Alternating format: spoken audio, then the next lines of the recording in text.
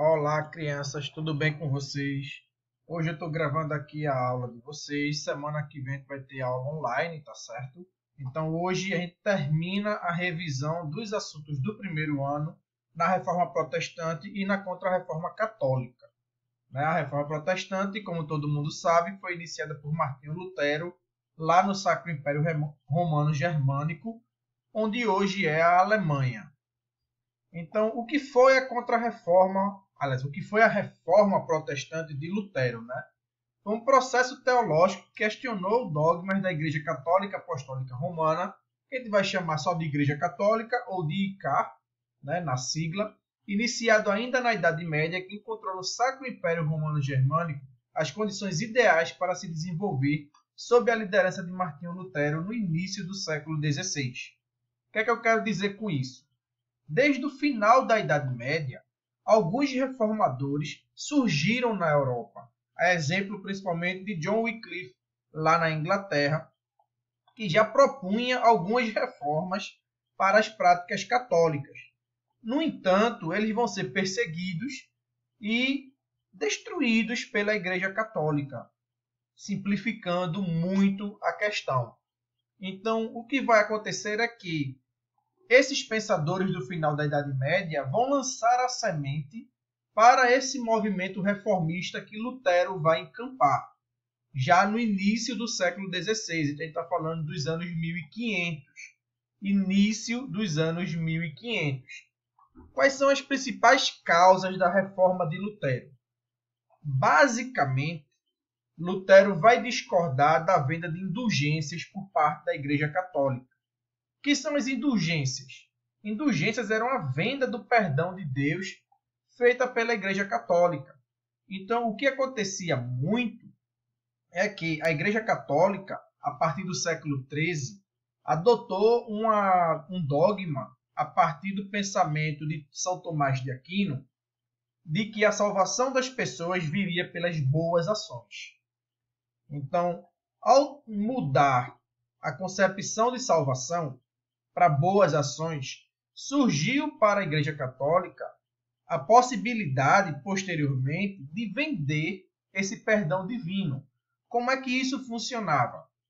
Se alguém tinha pecados, a Igreja orientava, os padres orientavam esse pecador a contribuir com um pagamento em dinheiro, em ouro, em arte, in natura, por meio de produtos, para a igreja, até mesmo doação de terras.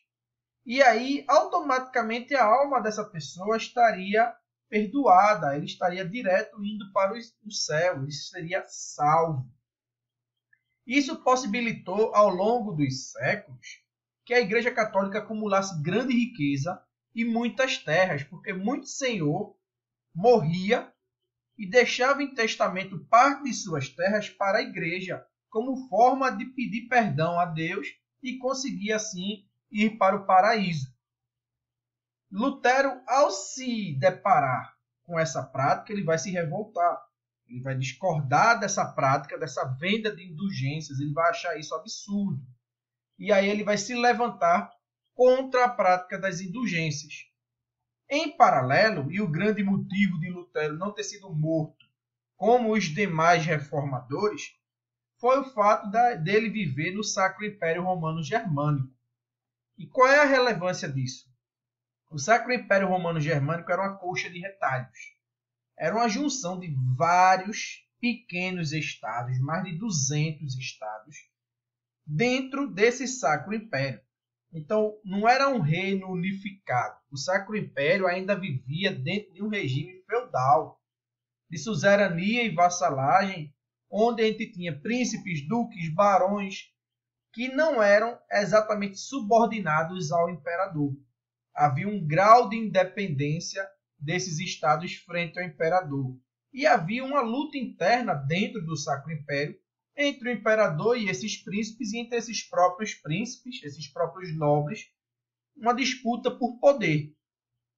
Muitos nobres vão ver em Lutero a possibilidade de enfrentar o imperador, que era católico, e de tomar as terras da igreja para si, porque eles precisavam de mais terras para poder se manter, visto que esse sistema feudal que ainda imperava no Sacro Império, economicamente falando, ele já estava se tornando inviável, ele já estava em crise.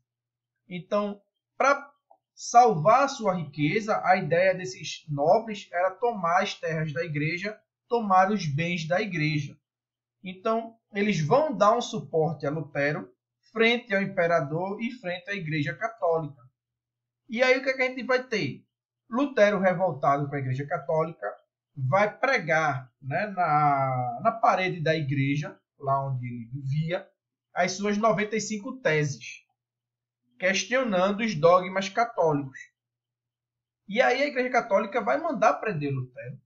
Né? Ele vai ser condenado por heresia, que heresia é você escolher de uma doutrina parte dela para seguir. A outra parte você não segue. Então, o imperador, que era católico, da família Habsburgo, ele vai mandar prender Lutero. Lutero vai ser protegido por esses príncipes, ele vai passar mais de um ano dentro de um castelo desse príncipe protegido. Lá nesse local, ele vai traduzir a Bíblia para o alemão. E aí a gente vai ter a primeira versão da Bíblia em uma língua falada normalmente, né? Porque a gente só tinha Bíblias na Europa em latim. Lembrando que a tradução do latim, a Bíblia em latim, ela é uma tradução da grega. E a grega é uma tradução do aramaico. Então a gente está falando de traduções da tradução da tradução. E aí Lutero vai trazer a possibilidade para todas as pessoas lerem a Bíblia, terem acesso direto à Bíblia, algo que na comunidade católica não existia. Né? O padre lia a Bíblia para os fiéis na missa, e você aprendia a Bíblia dessa forma. Por isso que muita igreja católica tinha afrescos ou pinturas com passagens bíblicas, que era justamente para poder você demonstrar para a população aquelas passagens, né? E aí vai ter o rompimento entre o luteranismo e o catolicismo e vai surgir a igreja luterana. O luteranismo vai pregar basicamente a ideia de salvação pela fé. É uma retomada do princípio católico de salvação pela fé. Qual é a lógica? Você sabe que está salvo por Deus se você tiver fé. Então, a fé é uma forma de demonstração da sua salvação. Lutero vai defender o acesso universal à Bíblia na língua local das pessoas. Então, qual é a lógica de Lutero? Todos devem ler a Bíblia. Para todos lerem a Bíblia, vai ser necessário duas coisas. Uma, que todos aprendam a ler. Por isso que a gente vai ter uma taxa de alfabetismo muito maior nos países protestantes. E dois, vai ser preciso traduzir essa Bíblia para a língua local. Então, a gente vai ter a Bíblia em alemão, vai ter a língua em francês, vai ter a língua em sueco, né? A Dinamarca, os países escandinavos, de uma forma geral, que vão se tornar protestantes, a Alemanha, a Suíça. Então, a gente vai ter essa tradução da Bíblia e esse acesso à Bíblia. E também vai ter a ideia de sacerdócio universal, ou seja, qualquer pessoa pode ser sacerdote. Não precisa da igreja para dizer. Você pode ser um instrumento de propagação da fé, independente de subordinação a qualquer igreja. Aqui a gente tem algumas teses de Lutero. Eu não vou ler, senão vai ficar muito extenso, mas eu vou deixar o vídeo no Classroom de vocês para poder vocês terem acesso a isso aqui. Basicamente, dá para perceber essas críticas de Lutero à Igreja Católica aqui nessas teses. Continuando, a gente vai para o calvinismo. E o que é o calvinismo? O calvinismo vai ser uma derivação do luterismo, do luteranismo, na verdade, né? Vai ser pregado por João Calvino, né? Por isso que o nome é calvinismo. E aí Calvino vai trazer algumas ideias já um pouco diferentes do luteranismo, principalmente a questão da predestinação divina. Qual é a tese de Calvino? Todos já nascem predestinados ao céu ou ao inferno. Então não importa o que você faz em vida, não importa o tamanho da sua fé, nada disso importa, porque você já nasceu com um carimbo, céu ou inferno. Calvino vai incentivar o lucro. Calvino vai dizer que o trabalho engrandece o homem. Ele vai valorizar o trabalho. Calvino vai colocar a riqueza como um sinal de bênção de Deus. Então você é rico porque Deus lhe abençoou. Trabalho manual, né? Os católicos em geral, naquela época, sempre lembrando disso, eles tinham uma certa resistência ao trabalho. Então, trabalho era coisa de pobre. Quem é nobre não trabalha. Enquanto que o calvinismo vai justamente no sentido oposto. Ele vai colocar o trabalho como instrumento de engrandecimento das pessoas. Então, qualquer pessoa pode trabalhar, isso não é feio. Muito pelo contrário, isso engrandece o homem. Calvino vai reprovar qualquer tipo de idolatria. Então, o culto aos santos é abolido no calvinismo.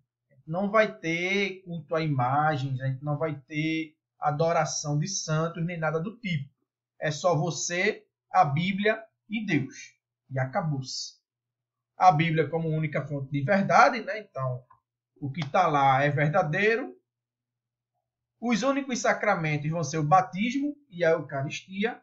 E os fiéis eram proibidos de jogar, dançar, se divertir em festas, beber. A própria sexualidade foi extremamente restringida. Então era exigida a virgindade do homem e da mulher para se casar. A lógica do calvinismo era uma lógica muito puritana. Inclusive, os puritanos são os calvinistas lá na Inglaterra. Falar em Inglaterra, a gente tem aqui a terceira igreja reformada, que foi a igreja anglicana. Diferente das outras duas, a igreja anglicana não tinha nenhum tipo de questão religiosa, não tinha nenhuma questão dogmática. O que a gente teve foi uma disputa política entre o Papa e o rei inglês, que era Eduardo VII, esse daqui da foto. E qual foi o imbróglio? Qual foi o problema? O rei da Inglaterra casou com a princesa espanhola, a mulher não engravidava, ele quis se divorciar, o Papa não aceitou o pedido de divórcio. Não sei se vocês sabem, mas na Igreja Católica o casamento é indissolúvel. Apenas em alguns casos muito específicos é autorizada a anulação desse casamento pelo Papa, até hoje isso. Então, diante da recusa do Papa, o rei inglês simplesmente rompe com a Igreja Católica, se proclama chefe da Igreja Cristã na Inglaterra, e ele assume, e na igreja dele, inclusive, vai ter divórcio. Ele se divorcia da princesa espanhola, manda ela de volta em casa com a amante. Então, a gente vai ter o surgimento da igreja anglicana. Em tese, as diferenças dogmáticas são muito limitadas. Vai crescer ao longo do tempo, mas a grande questão foi política mesmo, não foi doutrinária, não foi religiosa. Em resposta a essas reformas, a Igreja Católica vai convocar o Concílio Ecumênico de Trento. Concílio Ecumênico são reuniões de teólogos para discutir algum tipo de controvérsia religiosa. E aí, esse concílio se reúne em 1545, né? Digitei errado aí, corrigindo, entre 1545 e 1564, se reúnem e aí eles vão reafirmar a infabilidade papal.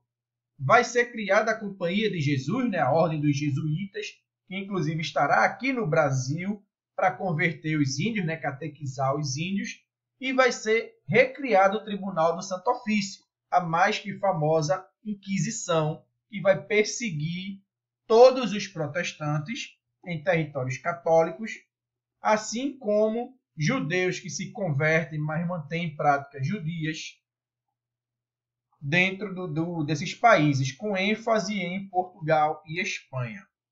Então, crianças, com isso a gente encerra a nossa revisão. Semana que vem a gente já parte para as grandes navegações e descobrimento do Brasil. Beijo para vocês, até lá!